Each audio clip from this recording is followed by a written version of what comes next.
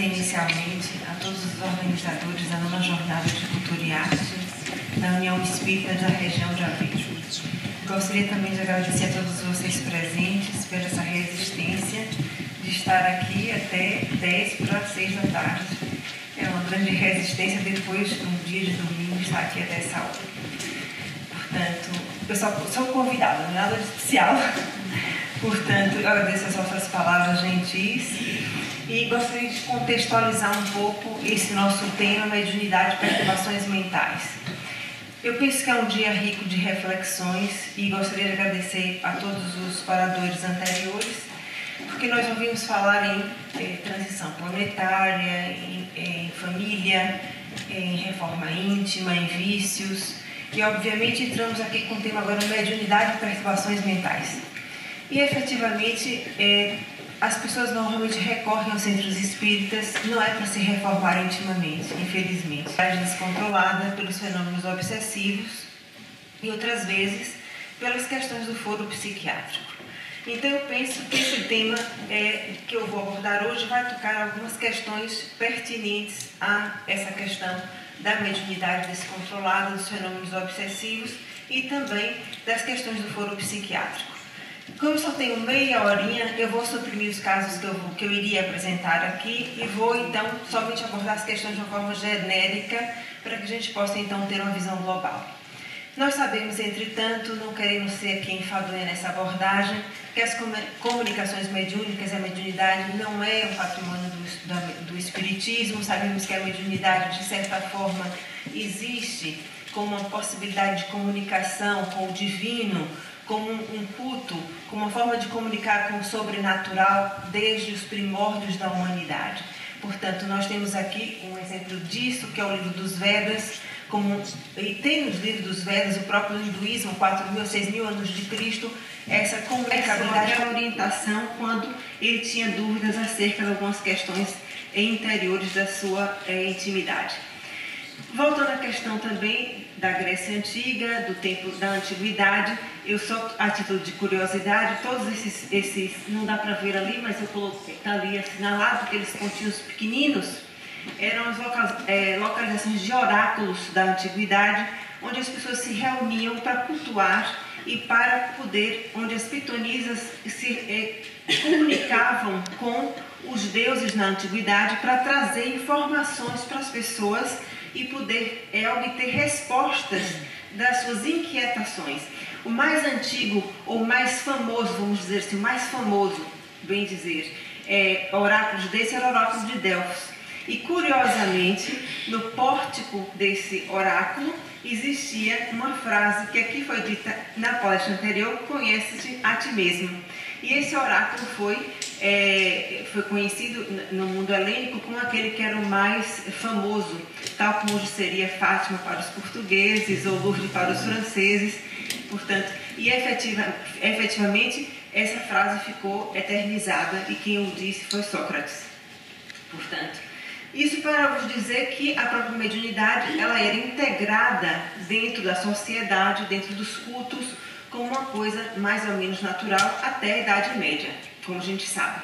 Os médiuns foram perseguidos, foram de fato torturados e de fato em muitas culturas da nossa sociedade, muitas vezes os médiuns foram de certa forma exorcizados. Aqui eu trouxe a título também de curiosidade, porque no próprio Vaticano, na Capela Sistina, esses médiuns, que eram chamados as pitonias e as sibilas, elas eram retratadas, isso é o teto da Capela Sistina, dentro do Vaticano, onde existem pinturas, que são os frescos de Michelangelo. Existem 5 frescos, que são essas pinturas no teto da Capela Sistina, onde elas estão retratadas, justamente mostrando essa possibilidade de comunicabilidade com o mundo dos mortos. Então, isso foi mostrar que a mediunidade era uma faculdade aceite, integrada dentro da própria sociedade. Um outro exemplo conhecido sobejamente era a mediunidade de Joana d'Arc, que também comunicava com o mundo dos mortos, dos desencarnados, e Joana d'Arc foi pedido pela igreja para renegar as vozes que ouvia, e ela, ou então, era queimada na fogueira. e foi-lhe pedido que no último momento da sua morte ou ela renegava ou ela realmente era colocada na fogueira para ser queimada. E ela disse isso pela Inquisição. E ela disse que preferia ser queimada a renegar as vozes que ouvia. Portanto, toda a gente sabe que ela dizia que ela tinha a missão de libertar a sua pátria, não é, do jugo inglês. Portanto, ela disse que preferiria ser queimada a renegar as vozes que ouvia. Um outro exemplo que eu acho que nós tínhamos que aqui apresentar foi todo aquele movimento intenso, demonstrativo da mediunidade que existiu, que levou à própria codificação. Portanto, e esse movimento intenso, trouxe aqui um exemplo somente, aqui essa médium ali acocorada, agachada, chama-se Eusápia Paladino, que foi uma médium que foi intensamente estudada por grandes cientistas da época. Portanto, essa sala era uma sala de uma pessoa que foi também muito conhecida no mundo científico, era Camille Flammarion, no dia 25 de novembro de 1898. É interessante dizer que ela foi investigada por personalidades como Alexander Aksakov, que estudou muito também o animismo, Serge Alombroso, Charles Richer, Enrico Morselli, Madame Pierre Curie. Madame Curie ganhou 2 prêmios Nobel. Pierre Curie também ganhou um prêmio Nobel, quer dizer, não eram pessoas que eram iletradas, eram pessoas puramente letradas que estudavam esses médiuns. César Lombroso era um criminalista, médico, também formou-se em psiquiatria. Ele fez um primeiro livro em que ele negou todos esses fenômenos que existiam e depois, até que, numa dessas sessões que Eusápia Paladino, ele viu a sua mãe materializar-se. Então ele fundou um outro segundo livro, lançou outro segundo livro chamado Hipnotismo e Mediunidade, que nós todos podemos ter acesso porque está traduzido para o português, a dizer o que ele tinha dito no primeiro livro, que era Estudo sobre Hipnotismo. Portanto, e nesse segundo livro ele conta toda essa história a dizer realmente da veracidade dos fenômenos mediúnicos. Então, o que é que acontece com as pessoas quando efetivamente começam a despertar a mediunidade e a mediunidade aparece e parece com um transtorno? O que é que parece haver na mediunidade que parece ser uma perturbação mental e que muitas vezes perturbam as famílias, as pessoas e que as levam realmente ao centro espírita? Eu trouxe uma definição de médium para nós podermos contextualizar. Essa definição não é nova para vocês, não é nova para quem frequenta o espiritismo, não é nova para quem estudou o livro dos médiuns, mas, então, falando dessa definição, nós poderíamos dizer que é todo aquele que sente, em um grau qualquer, a influência dos espíritos. É por esse fato médium. Mas, entretanto, Kardec, quando deu essa definição no livro dos médiuns, disse que somente iríamos considerar como médiuns aqueles que sentissem a mediunidade de uma forma ostensiva. Então, poderíamos dizer que nesta plateia, todos nós que sentimos mais ou menos a influência dos espíritos, poderíamos ser considerados médiuns, mas só seríamos considerados realmente aqueles que resistassem à influência de uma forma clara. Ostensiva quer dizer isto, clara, forte, intensa. Portanto, André Luiz vem dizer no livro Mecanismos da Mediunidade uma outra coisa muito interessante. E por que essa mediunidade se expressa? Então, por que realmente as pessoas são médiuns? Então, André Luiz explica o seguinte: todos nós temos a capacidade de se tornarmos médiuns, porque temos os campos magnéticos que são necessários para que a mediunidade se expresse. Então, todos nós somos passíveis, e o que é consoante, então, com a definição que Kardec vem nos dar. Então, todos nós podemos ser médiuns. Entretanto, ela é mais pronunciada por uma descompensação vibratória. Aí está. Descompensação vibratória por quê? Está aí a lei de causa e efeito. Porque, através das nossas vivências do passado, descompensamos o nosso perispírito e voltamos com essa vulnerabilidade que nos traduz em capacidade mediúnica.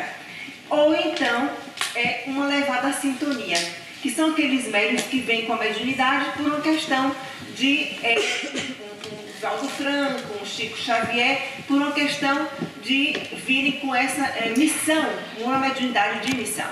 Então, as pessoas que vêm com a mediunidade muito ostensiva, com aquela capacidade mediúnica muito ostensiva, vêm necessariamente com essa mediunidade, com essa possibilidade evolutiva porque descompensaram, tem essa descompensação vibratória no seu perispírito que lhes dá essa possibilidade. E por isso é que às vezes o despertar da mediunidade é tão difícil. É porque realmente existe uma descompensação vibratória no seu perispírito que possibilita eletromagneticamente essa sensibilidade mediúnica. E é por isso é que é tão diferente do indivíduo para outro indivíduo. Há pessoas que dizem assim, eu nunca senti nada, nunca vi nada, eu sou um pedra, eu sou realmente um calhau. Portanto, como é que eu sou médium? Realmente, efetivamente, há pessoas que não sentem nada e outras sentem tudo. Sentem, quando vão para algum lugar, sentem diferentes sensações com as pessoas que estão em ambientes onde estão. É essa vibração, esse desequilíbrio perispirítico que possibilita as associações entre perispírito e perispírito, ou seja, entre desencarnado e encarnado, e essa assimilação entre correntes mentais diferentes. Então, quais seriam esses sintomas da mediunidade? Essas alterações de humor, que normalmente aparece no despertar da mediunidade, é a pessoa que, por exemplo, de repente está bem, mas quando vai para algum lugar, entra em contato, por exemplo, com uma entidade espiritual e de repente fica disfórico. Isso não tem nada a ver com bipolaridade, atenção, porque às vezes as pessoas confundem isso com bipolaridade. Uma influenciabilidade, essa tal influenciabilidade que as pessoas têm, por exemplo, isso também não tem nada a ver com sintoma mental, de doença mental. Essa hipersensibilidade por exemplo, as pessoas sentirem de repente, estão com alguém, arrepia toda a cabeça de um lado, parece que vão arrancar o cabelo todo, os médios que os digam, portanto, sensações de arrepios, e essas tais visões, audições, que também não tem nada a ver com patologia mental. Portanto, como é que então como é que um psiquiatra diferencia uma coisa de outra? E lá vamos chegar. E esse alto grau de dissociação, porque, por exemplo, numa reunião mediúnica, para o médium poder realmente comunicar com o espírito, ele tem que ter uma alta capacidade de perceber, sentir o outro espírito que irá se comunicar e dar essa comunicação.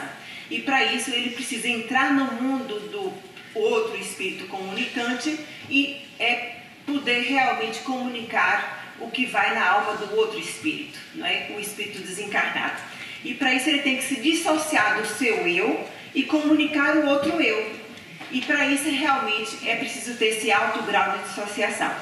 Falando na Fundação Bial, nós fizemos uma pesquisa que tinha realmente a ver com as alterações psicopatológicas do médium em transe, e um dos testes que nós aplicamos foi um teste que media realmente o grau de dissociação desses médiums.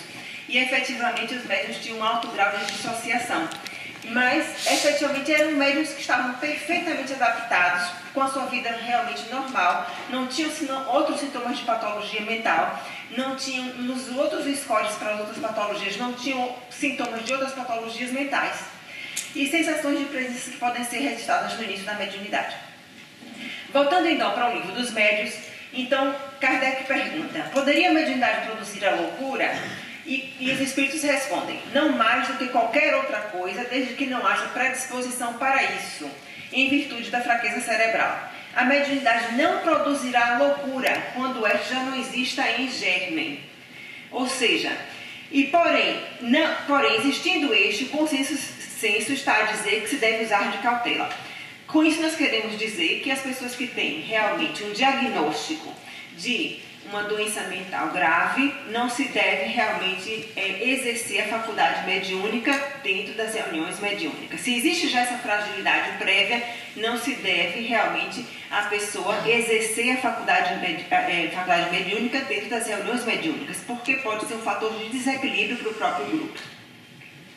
Portanto, então vamos ao que interessa.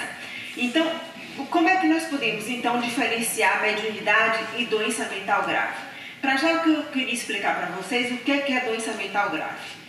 Então, hoje em dia, nós diferenciamos o que é doença mental leve e doença mental grave. Dentro da doença mental leve, nós temos as depressões, as ansiedades e as fobias. De uma forma geral, por exemplo, uma depressão, uma ansiedade, ou, por exemplo, sintomas fóbicos, uma fobia social ou uma fobia específica, não é considerado uma doença mental grave. Mas, por exemplo, uma esquizofrenia, um síndrome demencial, isso é considerado uma doença bipolar muito descompensada é considerada uma doença mental grave. Por quê? Porque são doenças que causam deterioração da consciência. Portanto, e essas doenças normalmente cursam com um conjunto de sintomas que efetivamente não estão presentes num médium, que nós vamos aqui relatar. Por exemplo, um esquizofrênico, quando ele apresenta sintomas, e normalmente é na adolescência, por exemplo, ou existe uma esquizofrenia de início tardio, mas vamos, por exemplo, usar aqui como base a esquizofrenia. Porque normalmente dizem, mas se eu ouvir vozes, se eu disser ao médico que eu ouvi vozes, vão dizer que eu sou esquizofrênico, né? Então, normalmente as pessoas têm muito medo disso. Se eu chegar ao médico e disser que eu estou ouvindo vozes, vão dizer que eu sou esquizofrênico. Então, tranquilizem-se, porque assim, nenhum psiquiatra vai dizer que a pessoa que por ouvir vozes é esquizofrênico. Porque, já esclareço, que a falta de a pessoa ouvir vozes é muito raro no diagnóstico de esquizofrenia. Portanto, acontece, mas efetivamente não é o sintoma primordial no diagnóstico de esquizofrenia. E quando nós damos o diagnóstico de uma doença grave, nós temos que avaliar o conjunto de sintomas. Ninguém dá diagnóstico de esquizofrenia por um sintoma. Quando nós damos o diagnóstico de uma doença mental grave, nós temos que avaliar todo um conjunto de sintomas para chegar a um diagnóstico. Então, nós temos que avaliar a história da doença prévia do doente. E, efetivamente, quando damos um diagnóstico desse, nós temos que avaliar toda a história do doente. Existe uma predisposição, uma vulnerabilidade, desde a própria infância do doente. Então, quando, por exemplo, a esquizofrenia aparece normalmente na idade que é na adolescência, ou aos 18 anos, portanto, existe uma certa vulnerabilidade anterior ao processo quando ela já acontece. No médio, não existe isso. Portanto, há uma desorganização mental permanente. Por exemplo, na doença mental grave, o médium vai para o centro espírita e normalmente quando sai faz a sua vida perfeitamente normal. É uma pessoa que trabalha, que tem vida social, que tem família, que está adaptado. O doente mental grave não. Ele se isola, ele deixa de trabalhar normalmente, normalmente não tem um grupo de pessoas com quem conviva, portanto, e é muito difícil sociabilizar-se. Começa a haver uma deterioração cognitiva e no médium não. Portanto, quem é médium aqui, que eu diga, se trabalha, se convive socialmente, se tem família, vai ao centro de voltar para casa, portanto, faz a sua vida perfeitamente normal. Pode ouvir vozes, ouvir os espíritos, mas isso não lhe transtorna a sua vida. Portanto, existe uma disfuncionalidade precoce em vários setores da sua vida. Existe uma vinculação pobre no doente mental grave e existe uma baixa resiliência emocional no doente mental grave. Ou seja, o que nós normalmente vemos é a pessoa quando começa a frequentar o centro espírita vai tendo maior capacidade de resiliência. O que é resiliência? Portanto, é aquela capacidade que nós aprendemos quando começamos a ser espíritas de verdade, de enfrentar as coisas e ter mais capacidade de lidar com a vida, com o sofrimento, com acreditar que apesar de nós estarmos a sofrer aqui e agora, é porque tudo faz sentido na vida. Portanto, no Espiritismo nós aprendemos isso, que tudo que nos acontece tem uma razão de ser. E tudo que faz parte da nossa vida está aqui agora porque tem que ser. Portanto, isso nos dá uma resiliência. Resiliência é a capacidade que tem o mental de sofrer uma intempérie e não se deformar e voltar ao seu normal. Ou seja, no doente mental, a capacidade de resiliência está alterada, porque ele não tem a nossa capacidade de quem não é doente mental na sua regulação emocional. Então, a regulação emocional do doente mental grave está afetada. Portanto, então, a mediunidade, eu tenho quantos minutos mais? Portanto, então, no doente mental grave, o que nós podemos dizer? Quando a pessoa tem uma percepção anômala, ouve, sente, tem a impressão de algo que ninguém mais sente, em um lugar deve existir a ausência de outros sintomas que configuram a doença mental. Ou seja, se uma pessoa me diz assim, olha, comecei a ouvir vozes e sinto que há presenças, portanto, para já, em primeiro lugar, deve existir a ausência de outros sintomas que me configurem uma patologia mental. A pessoa trabalha, faz a sua vida normal, tem sintomas de mediunidade, então eu não tenho que pensar em doença mental grave. A pessoa está funcionante, não tenho que pensar em doença mental grave. Se a pessoa não perdeu a sua funcionalidade, se a pessoa está no seu dia a dia, uma pessoa perfeitamente normal, não tenho que pensar em doença mental grave. Por que eu vou pensar em esquizofrenia? Não é? As pessoas dizem, será que eu estou ficando esquizofrênico? Não tem que eu pensar nisso. O esquizofrênico é uma pessoa que cinge. A palavra esquizofrenia significa isso, cisão do consciência do eu. Portanto, isso não acontece com o médium. Quando eu falei há bocado que era diferente do doente bipolar, porque assim, realmente o médium altera o humor consoante os espíritos, consoante, por exemplo, vamos supor que eu seja médium e entre no ambiente, por exemplo, não consigo entrar em centros comerciais. Por quê? Porque eu sinto a energia turbulenta das pessoas. Então eu me sinto mal, me sinto oprimido. Ou por exemplo, em lugares que existam multidões. Por quê? Porque eu sinto energeticamente aquela turbulência. Isso não tem nada a ver com bipolaridade. Então, por quê? O bipolar é um doente que altera por fases o seu humor. Tem fases depressivas, longas, prolongadas, que têm que ser tratadas muitas vezes com medicação, e fases muitas vezes de euforia, em que a pessoa fica muito excitada, que perde a capacidade de dormir, porque a mente está funcionando de uma forma tão excessivamente rápida, que também tem que ser medicada para dominar aquela excitação. Isso é o doente bipolar. Não tem nada a ver com a mudança de humor do médium, que oscila, mas depois vai para casa e fica bem, ou vai para o centro espírita, equilibra a sua mediunidade e fica normal. Portanto, uma outra coisa muito importante é, o médium não tem as percepções durante todo o tempo de forma a condicionar a sua autonomia. O doente mental grave, ele perde a sua autonomia, perde a sua capacidade de dominar a si próprio no seu sentido da sua consciência do eu. O médium, acontece isso no momento da sessão e depois retoma a sua autonomia no seu dia a dia e no seu cotidiano, não perdendo a sua funcionalidade. E o doente mental grave, ou seja, o psicótico, modifica e altera a sua função,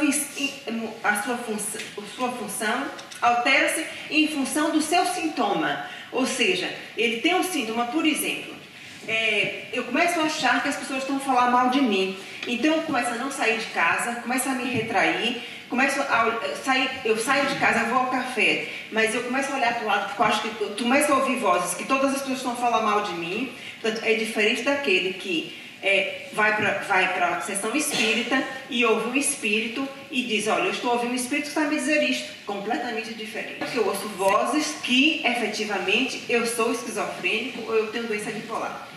Então, alguns mitos. O espírita, mitos. O espírita é menos espírita por estar deprimido. O espírita é um ser humano como outro qualquer. Precisa de reformular-se. Ainda na hora do intervalo nós falávamos sobre isso, que assim, nós somos tão imperfeitos como as outras pessoas quaisquer. Precisamos de nos reformular e precisamos de ser pessoas melhores. E por isso estamos na Casa Espírita, para aprender a sermos pessoas melhores. O centro espírita cura todos os males. É outro mito. Não é o centro espírita que cura ninguém, mas é o nosso esforço em sermos pessoas melhores no nosso dia a dia. E só conseguimos isso quando essa reforma começa em nossas atitudes, em nossos comportamentos, aplicando essa mesma reformulação interior nos nossos comportamentos e nas nossas atitudes no nosso dia a dia. Quando sai da teoria para a prática, quando sai dos livros no nosso dia a dia, na nossa família, no nosso seio familiar, em primeiro lugar, no nosso trabalho, aplicando isso com as pessoas com as quais nós lidamos no dia a dia. Mito. Tem de se sentir culpado por ter uma depressão. Não precisa de ajuda médica. O Nuno disse aqui há bocado. É mito. As pessoas precisam de ajuda médica? Sim, senhora. O Espiritismo não nega que o espírita precisa de ajuda médica. E ao contrário do que se possa pensar, alguns medicamentos da psiquiatria ajudam na capacidade de regeneração cerebral. Isso é muito importante. Portanto, se o nosso cérebro atrofia com a depressão, portanto, nós podemos ajudar a ele se desatrofiar. Tem que evitar tomar uma medicação para o seu equilíbrio. É mentira. Portanto, se nós precisamos de tomar uma medicação para o nosso equilíbrio, nós estamos a ajudar o nosso perispírito. Os espíritos vão ter menos domínio sobre si se fizerem uma medicação. Também não é verdade. Porque se eu estou deprimido, meu cérebro está atrofiado, se eu tomar uma medicação que me ajuda a me equilibrar, eu vou ter mais domínio sobre mim próprio. Portanto, eu vou passar essa parte porque não vale a pena falar isso. Eu teria 6 casos para contar, eu só vou contar aqui 2 casos muito rapidamente. Vou contar este. Caso Lúcia, esta é uma senhora muito interessante, 81 anos, é um nome fictício. Ela veio à minha consulta dizendo que tinha uma obsessão. E ela tinha 81 anos, sofreu uma queda com perda de conhecimento, ou seja, com um desmaio. Após a mesma queda, iniciou um quadro de alucinações auditivas intermitentes. Sem antecedentes psiquiátricos, Autente referia: doutora, ouço músicas inteiras dentro da minha cabeça. Acho que estou obsediada. Portanto, referia: comecei a ouvir o hino nacional, depois Ave Maria, depois o Lá Vem, o Passará, Passará, o hino do Benfica, Olinda Faleira, Parabéns a você, Noite de Paz, Noite de Luz. Todas as músicas eram conhecidas da Lúcia. Sem antecedentes de médicos de hipertensão arterial, diabetes mellitus e dislipidemia, colesterol alto e triglicérides alto. Exames complementares de diagnóstico. Tinha um taque crânioencefálico com sinais de atrofia cerebral cortical e subcortical difusa. Quando a gente vê isso, a gente diz assim: isso é caminho para uma demência vascular. Pronto. Hipótese diagnóstica. Ela teve um acidente isquêmico transitório naquele agosto passado, por isso faz agora 2 anos. Os acidentes vasculares geram cicatrizes cerebrais que depois podem originar sintomas neuropsiquiátricos, incluindo alucinações de várias ordens. Conclusão: foi medicada com um anticonvulsivante em baixa dose e houve total remissão de sintomas e a obsessão dela passou porque é uma epilepsia pós-AVC. Portanto, eu vou passar também aqui uma outra. Esse caso aqui é muito engraçado também. Júlia era uma senhora de 73 anos, proveniente de Angola, achava que podia ouvir os vizinhos em atos íntimos e que esses eram depravados. Sentia-se provocada pelos mesmos e dizia que ouvia os espíritos. Também veio com o diagnóstico de obsessão. Depois dizia que sua irmã, que falecera há 35 anos, utilizava a sua casa para fazer sexo com outros espíritos e que a sua casa havia virado um bordel. Sentia-se perseguida pelas pessoas e também espiritualmente. Começou a apresentar déficit cognitivo acentuado, por exemplo, esquecimentos. Fez exames de diagnóstico, um TAC, e o diagnóstico dele era esse. O TAC que ela tinha era exatamente esse. O quadro era um quadro psico-orgânico, que era uma neurocisticercose. Neurocisticercose é quando os ovos da tênia são depositados, a carne do porco, são depositados no cérebro. Mas ela tinha realmente uma grande vulnerabilidade espiritual. Numa dessas situações, ela sai desesperada de casa, e aí por ação espiritual, de certeza, ela sai desesperada de casa e, num ato de agitação psicomotora intenso, sai e vai pedir buleia. Primeiras pessoas que saem, que encontram fora de casa, mas efetivamente ela tinha um quadro de neurocisticercose. Eu penso que ela realmente estava obsediada. Eu vou passar esse caso daqui, que é um caso, e vou só mostrar o último caso e depois ensina. Esse caso é um caso interessante, que é um caso realmente de mediunidade. Vou apresentar só mais 2, se vocês me permitem. Eu falo rapidinho. Portanto, esta Ana dizia o seguinte: sensações esquisitas desde a infância. Ela dizia assim: eu sempre fui diagnosticada como esquizofrênica ou como uma doença bipolar. Ana dizia que desde a sua infância foi uma criança esquisita e diferente. Aos 10 ou 11 anos, começou a se sentir sensações fora do lugar, ouvia ruídos em casa. Tinha sensações estranhas, via coisas que ninguém via vultos, sentia odores. E ela dizia o seguinte: que começou a sentir o que as pessoas tinham, as doenças que tinham, a partir dos odores que sentia quando encontrava as pessoas. Então ela dizia assim, que as pessoas emanavam determinados cheiros e ela conseguia diagnosticar que doença ou qual parte do corpo estava doente. Portanto, sempre foi muito sensível, tinha sonhos premonitórios, ia às urgências com dores desencadeadas por determinadas emoções que passavam de repente do nada. Ou seja, tinha sintomas mediúnicos desde a adolescência. Se nós formos observar aqueles ciclos da mediunidade, pode acontecer na infância, na adolescência, na idade adulta ou na velhice, ela começou os sintomas da mediunidade logo muito cedo. Portanto, as sensações pioraram na adolescência, quando começou a sentir cheiros, quando as pessoas estavam doentes, Portanto, e aos 38 anos foi ao consultório com crise de ansiedade e pânico, com todas as coisas que sentiam. Ela negava muito a mediunidade. Portanto, não conseguia adormecer, não conseguia controlar a mente. Portanto, foi mediunicada e tinha uma baixa tolerância aos medicamentos, que é outra característica dos médiuns. Os médiuns normalmente têm uma baixa tolerância aos medicamentos, não toleram muito os medicamentos, os psicofármacos, mas ela precisava mesmo ser medicada para controlar as sensações de ansiedade, de angústia, das questões que sentia a nível espiritual e das sensações, das emoções e da energia que sentia para além do outro. Não era mesmo um caso de mediunidade, não era nem bipolaridade e nem tampouco esquizofrenia. Portanto, foi necessária intervenção terapêutica, ela equilibrou a parte orgânica e também equilibrou a parte espiritual. E vamos contar o último caso. Portanto, esse é um caso muito engraçado, porque é um caso de pesadelos, de alucinações hipnagógicas, que são aquelas sensações de visões quando a pessoa está a acordar, e pânico em adormecer, com medo do que vai sentir quando acordar. Portanto, ela tinha aquelas feitas de paralisia do sono, que é quando a pessoa acorda e não consegue se mexer. Portanto, ela dizia assim: eu estava acordada, tinha os meus olhos abertos, chamava o meu marido e ele não me socorria, estava entrado em pânico. Vi uma mulher vestida de preto ao meu lado. Não lhe via a cara. Isso era minha doente a descrever isso na consulta hospitalar. Tive a sensação de falta de ar e peso no peito. Ela estava ao meu lado. Perguntei: Adelina, é você? Foi a primeira coisa que pensei. Adelina era a sogra que tinha desencarnado. Portanto, dei pontapés em meu marido e tentei acender a luz do candeeiro, mas a luz estava afundida. Até que, já desesperada, a ponto de ter um ataque cardíaco, meu marido acordou-me. Paula, tu estavas a sonhar, disse o marido. Por que tu não me socorreste? Estava farta de te gritar. Ele atualmente estava aqui, a sogra tinha falecido há 7 anos. O marido acendeu a luz do candeeiro e, assustada, a Paula disse: afinal, a luz não estava fundida. Ou seja, ela estava realmente em desprendimento do sono. Portanto, e o diagnóstico psiquiátrico era uma parassônia, ou seja, um quadro de paralisia do sono, que é uma perturbação do sono. Para o espiritismo, não é nada mais, nada menos do que um desprendimento do corpo, que não é também mediunidade. Isto é uma faculdade anímica. Ou seja, eu trouxe isso para fazer aqui uma diferença. Isto não é mediunidade, isto é uma faculdade anímica, porque todos nós podemos fazer isso todas as noites.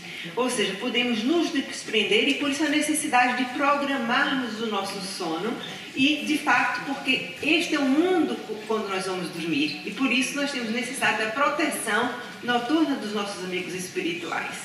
E achei que também era importante trazer e, de fato, é uma compreensibilidade também o Espiritismo nos traz acerca dessa fenomenologia. Portanto, e o Espiritismo vem também nos dar essa compreensão. Então, para finalizar, a mediunidade para o Espiritismo é um caminho de resgate espiritual, com certeza, porque nós entendemos que pela lei de causa e efeito, nós descompensamos o nosso campo vibratório e podemos vir com a mediunidade como uma forma de resgate, como uma forma de equilíbrio para o nosso perispírito, como também vimos como missão. Mas somos poucos que vimos como a mediunidade como missão. Mas a maior parte de nós vimos como uma forma de resgate e também como um benefício, como uma maior fonte de crescimento. Mas, aproveitando para dizer que a maior parte das pessoas que procuram o centro espírita vem para uma forma de resgate da sua mediunidade, através dos portais da obsessão. Portanto, mas a mediunidade, longe de ser uma perturbação do foro espiritual, é também uma fonte de equilíbrio e também de crescimento espiritual. É uma forma de aprimoramento, sem dúvida, de esclarecimento para o espírito e é também um campo de realização e de compromisso assumido sempre no mundo espiritual antes de reencarnarmos. Portanto, entretanto, gostava de vos dizer, em forma de conclusão, como já foi dito aqui também, que a doutrina espírita não condena, não exclui, nem limita os tratamentos farmacológicos vigentes, muito pelo contrário.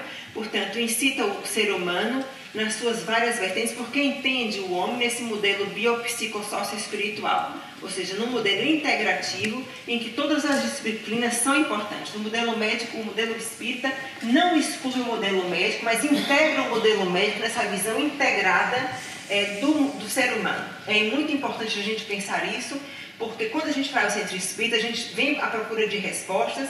A doutrina espírita é uma doutrina profunda, mas não nega o modelo médico para ser integrado dentro do modelo espírita. Portanto, meus amigos, essa é a mensagem que tenho para vos dar. Eu agradeço a vossa paciência e espero que vocês aproveitem dessa palestra um pouco para integrar tudo isso, a lei de causa e efeito, na reforma íntima. E muito obrigada pela vossa atenção.